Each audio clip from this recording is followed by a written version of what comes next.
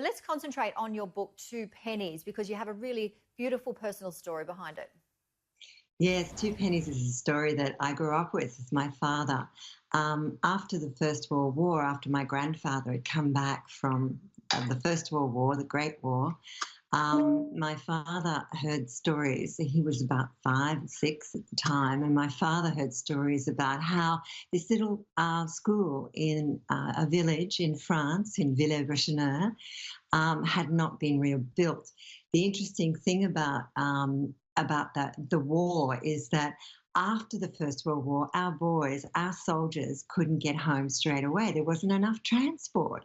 So what General Monash did in his wisdom was to say to them, stay together in your groups, in your regiments, you stay together, but you help the French to rebuild as much as you can.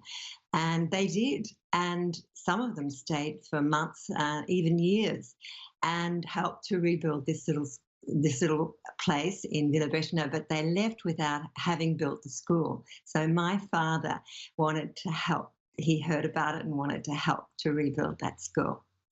It is a beautiful message, and I'm sure you share that along with the students that you're invited to go to these schools. Unfortunately, Yes. this year you're not able to. What are some of the messages that really resonate with the children when you are sharing your story? I think that everyone can make a difference. That my father, who was only a little boy, and everyone said, no, you can't have a job, you're too young. And he decided to help in the bakery. Before school, he would get out and he would look after the horses to get the horses ready to deliver the bread. And, you know, one tiny little person can make a difference. And I think that's a really strong message for now. We can all make a tiny difference at the moment by working together and by doing, as my dad did, something really kind for somebody else so long ago. Yeah, you make some really very pertinent points there. And you also talk about change being a constant. Talk us through that. Yes. Oh, well, one of the things that we learn from history, we don't learn a lot from history because we keep repeating it, but one of the great things we learn is that the human condition has the ability to change, you know, to adapt. We're wonderful adapters. And one of the things that we can do right now is honour that and understand that. And it's going to be wonderful because on ANZAC Day, the RSL is promoting a little video on their website, and at 6 a.m. we can all access that on our phones or on our computers. And I'm going to join millions of other Australians who stand out front on their front lawns or on their driveways or on their verandas, and this lovely short video which has a beautiful poignant service we can all listen to together, and we can remember those ANZACs who made that sacrifice for us so long ago.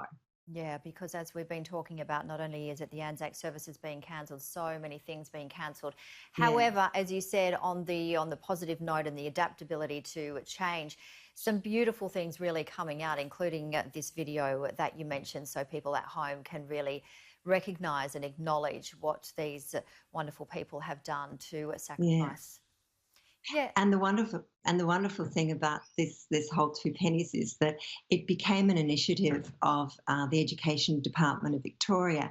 So what my father did was he actually earned his 2 pennies, and at his school, at the Albert Park State School, they put the pennies end to end around the school like a shiny snake. And that was the mile of pennies that actually rebuilt the school in Villers-Bretonneux.